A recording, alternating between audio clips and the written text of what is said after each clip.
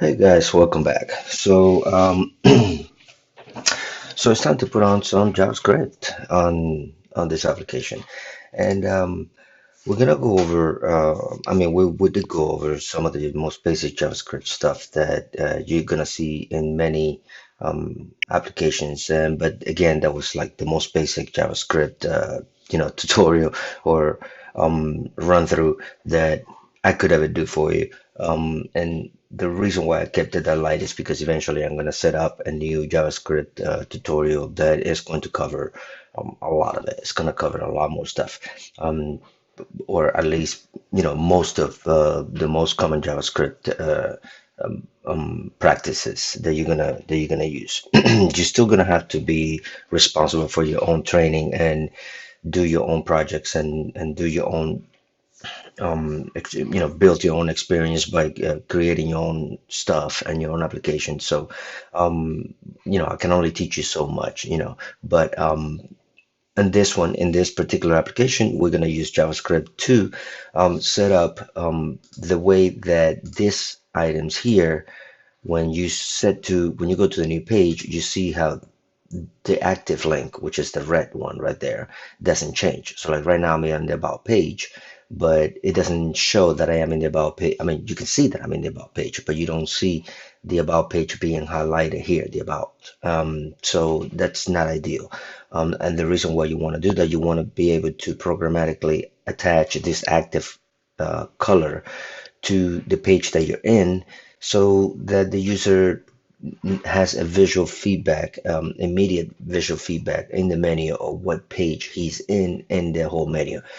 Right here, it doesn't really matter. This is a very, very small site with only 3 pages in it, but it in a very um, in a much larger system where you have a lot of pages built in, it's going to be hard for the user to know where they are inside the entire web of pages.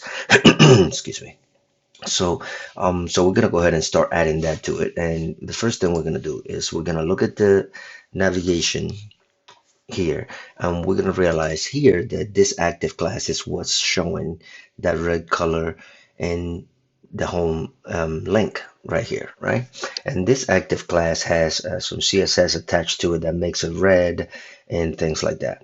Well, what we want is we want to be able to add this active class programmatically to these other items here according to their click. Okay, so how we're going to do this is what we're going to need is I'm just going to go ahead and take that out. We're only going to work only in the main page, in the main JavaScript, and we're going to work in the navigation um, item here, the navigation, not page, but the view, the navigation view. Again, this is we're not doing these changes to the actual about page or the index page, because if you remember from our previous tutorials, we added this include here that includes the navigation to these pages by means of adding a partial view to it. So this makes it available for me from the view itself. The good thing about this, like I explained before, is that you can go to the view itself, make one change there, and it will change everywhere in all the pages that you included it without having to make this change in every page individually. So now you're starting to see how it is important to have global items separately in their own view. Okay, so the first thing we're going to do is we're going to get rid of this active class, and remember that we need an active class. Okay, so just keep in mind that we're going to need that active class. Okay, so now the next thing we're going to need is we're going to need to identify each of these classes with an ID so that we can recognize them. Now, another thing that I want you to also know is that this ID classes, or not ID classes, this IDs basically. Um, Here. So these IDs can be programmatically done as well, okay?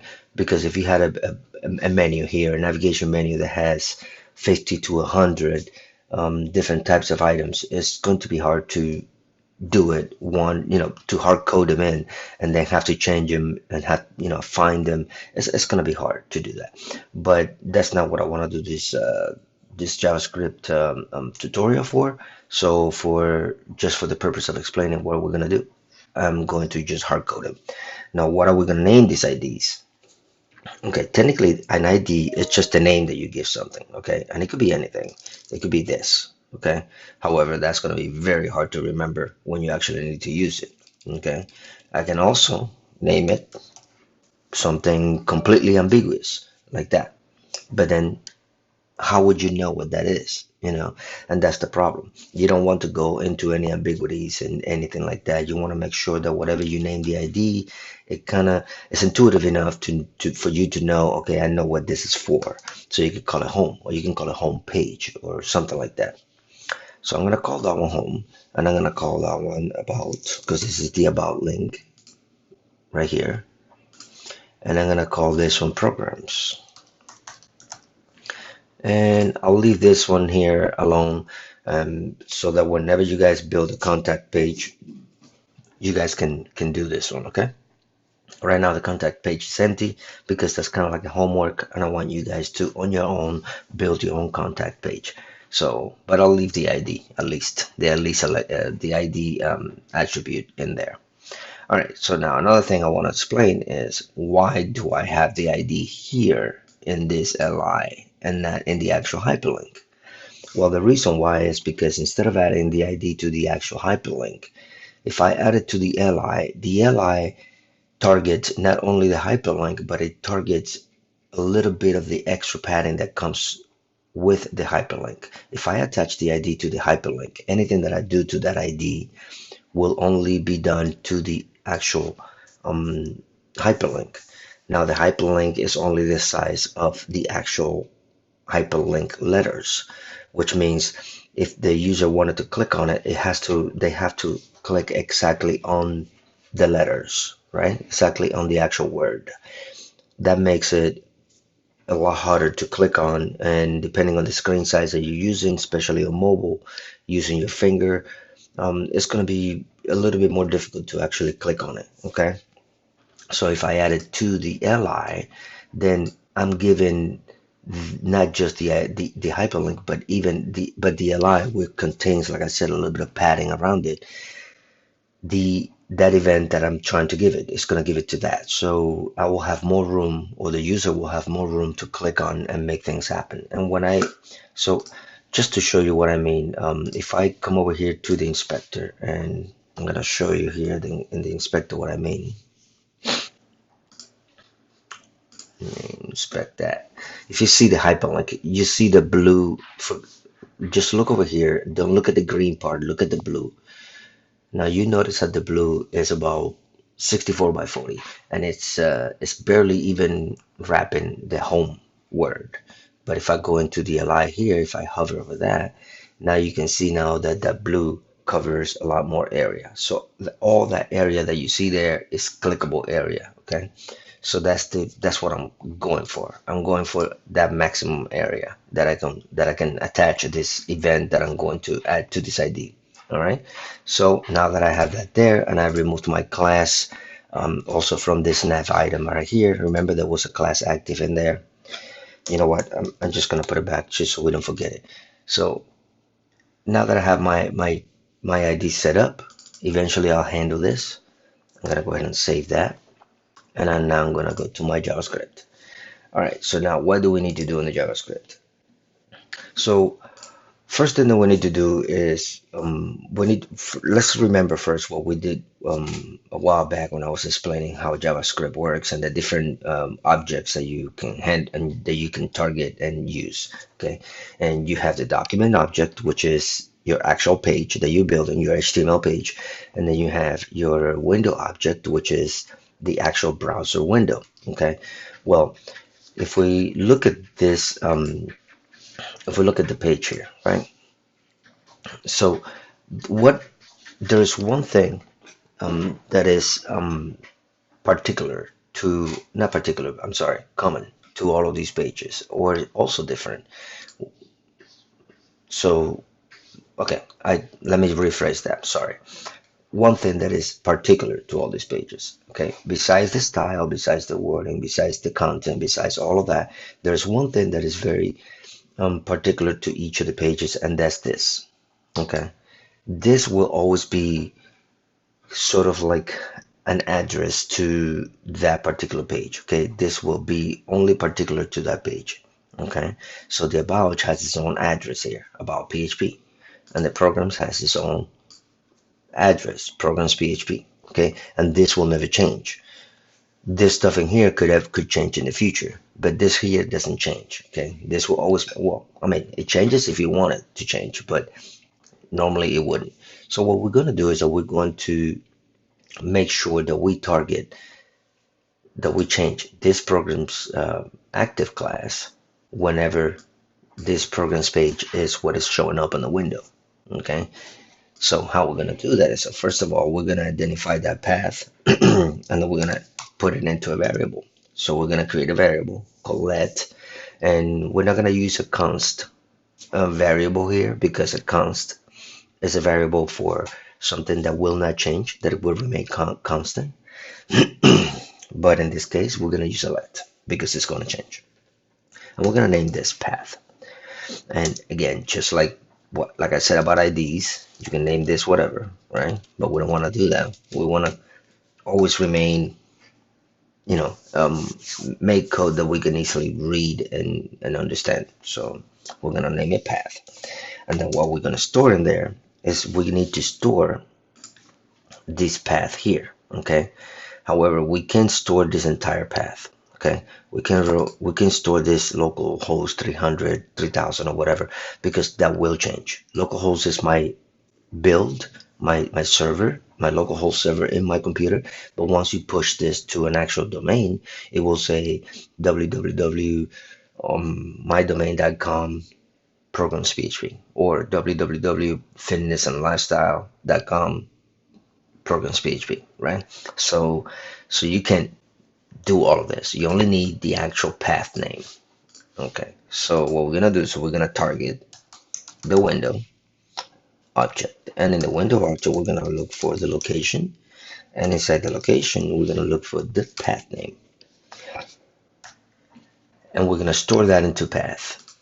Okay, now when JavaScript runs, it's gonna go find this in the window, find the location, and then find the path name and store it into path. Now to make sure that this works, we're gonna go ahead and console log it. So console log path. So now when I run this, go ahead and refresh here and inspect it, and in my console, there it is.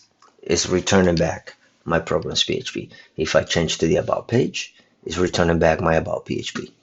And if I go to my home, it's just returning me the main slash, which is the main path. So it's working. You've basically identified that the path is being captured from here. Okay, so that's good. So that was just for testing, so I'm not gonna need that. You just cancel that. But we need to do something with that. So what we're going to do is we're going to conditionally set up the page so that if the user clicks on the home page, capture that path. If the user clicks on the about page, capture this path, right? So yes, you could do an if then else, but you do that and then it's just going to become really hard to maintain, especially when you have a lot of objects to deal with, when you have a lot of code to deal with and a lot of conditions to deal with. So what I'm going to do here is I'm going to introduce you to the switch case. Okay, so the switch statement is going to be a little bit easier to use in this case, and it's going to be a little bit more um, um, what's the word I'm looking for? It's just a better way to do it for this particular scenario, because you are going to be evaluating different conditions. Okay, so when you need to evaluate many conditions or a lot of conditions, and each condition will have a different logic in it, a switch will be the best idea, the best way to do it. So the anatomy of a switch case, or the switch statement, is switch parameter that you're going to evaluate. So the evaluation goes in here, and then open your curly braces, and then in there you're going to have a case,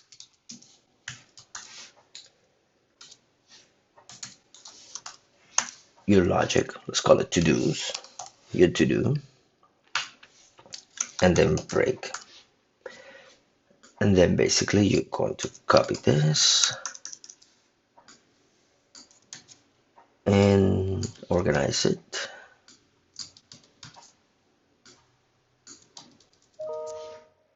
And we're gonna name this 2, we're gonna name this 3, 4.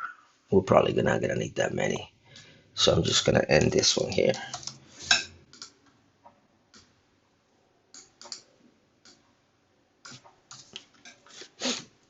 And like this. All right. So this is your basic anatomy. Okay. You have your switch where you're going to evaluate something. Okay. If it does this, your first case, if it does this, or if it's true, if this is true, if the evaluation happened to match this, then do this.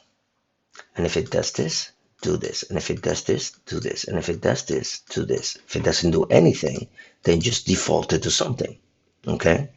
In this case, my default is do nothing. Nothing is needed. Okay?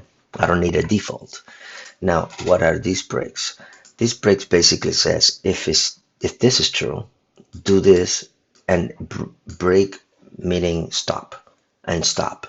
Don't evaluate all of this. No need to evaluate any of this when this already was found to be true. But if it's not true, it will just go on to the next one, and then it will go on to the next one, and then it found that this one is true. So once this one passed the evaluation, then this break will work. This break will make it so that you don't need to check case 4. Get it? So it's pretty cool. It's like a lawyer establishing your cases. Well, this is my case 1, and then in this case, this happened, and da da da da da. So we're gonna send him to jail. Or in this case, this happened, so we're just gonna give him, I don't know, house arrest. I don't know. That was a horrible analogy, but whatever. All right. So now that we got an actual anatomy, we're gonna actually start plugging in the stuff that we need. Okay. So what is the thing that we're evaluating? Sorry. Well, we're evaluating the path, right? This is what we want to see. We want to make sure that if it's the home page, do something. If it's the about page, do something like that. So we're gonna just basically put the path in there. So we're gonna evaluate it, and then the cases that we're going to evaluate against the path is the actual hyperlink. So if it's a home page, or if it's the about page, sorry, or if it's the programs page. Did I say programs or program? I think it was programs. Okay. And here, that's where you would put the contact page, but I didn't. So I'm just going to leave that there. Okay. Now, eventually, like I said, once you build your contact page, you can build on top, you can build this up to add that. So now this is doing great. Okay. So it's basically saying, check the about page. And if it's doing this, then do something. If the path equals the about page, then do this. And if this equals the programs page, then do this. So we're gonna do something here. We're gonna come over here, and we're gonna paste that console there, but we're gonna create an actual message instead. This is the home page. Home page. Okay, and I'm gonna copy that and put that in here. Let me correct my typos. It's a little early in the morning here. I'm still trying to talk a little low because people are sleeping. I'm an early riser. All right, so here we go. So basically what I'm saying here now is if this case, right, if the path is the home page, this is the home, then do this, console log the home page. If the case of it happens to be that is the about page, then do this is the about page. And if it's the program page, then console log that this is the programs page. Save that. And let's inspect it. Hopefully I am not missing anything. And refresh it. Oh, here we go. This is the about page. And in fact, it is. If I go to my programs, this is the programs page. If I go to the home, this is the home page. So it's working. Okay. So great. We're on to a good start here. So now what we need to do here is we need to replace these console log statements with the logic that we wanted to do. Okay. What is it that we wanted to do? We wanted to attach, let me close this, attach the active class programmatically to these pages, and we added IDs to it. Remember, we added these IDs to it to identify them. So the first thing we need to do is we need to go find that ID and start programmatically adding them in here. So the first thing you're going to do is you're going to now target the document object, okay? Because remember, you're targeting your actual code, right? This is your code inside your page. So this is not the window object. This is the document. So you're gonna look in the document, and you're gonna get the element by ID. There it is, and then just close it here. And I'm going to replace this stuff in here. Okay, I'm gonna build them all at the same time, instead of building the whole string, so you can see how it gradually builds up. So first I'm picking up the document object. I'm picking up the element by ID function for all of them. Now which ID I want to find, for this case is going to be the home ID. For this case it's going to be the about ID, and for this case it's going to be the programs ID. So here we go, programs ID, about ID, and home ID. All right, so now that I've done that, that's great. I can save it. That's perfect. But now I need to do something. So I've targeted them, and that's fine. And I'm sure it works. I don't need to console log this. I know I did target them. Now, but what do I want to do to it? Well, what I'm going to do is I want to add something to that class, to this class here, right? That class that is added to it. If in your case you don't have a class, then don't worry. The code that we're about to do will add a class to it regardless. But in this case, you already have a class there, so it's fine. So first thing I want to do is I want to get rid of now of this active, because we're not going to need it. But now we're going to add something to this class. So what you're going to do is you're going to do that with class name. Oh my God, I can write. There we go, class name. With class name. And then we're going to say that we want the class name to be active. Okay, so now what this is going to do is it's going to add the active class to this element that has the ID of home. Now there's still more to do here. Okay, so if I save this and I run it, what JavaScript is going to do is it's going to go into my code, and it's going to replace this nav item with my class active. I don't want that, because I still need this nav item class, because this class is what's making my hyperlink have a certain font and certain size and things like that. So I don't want to mess that up. Okay, so instead what I want to do is I want to add to whatever is already there, and you do that with a simple addition here. You do this with that.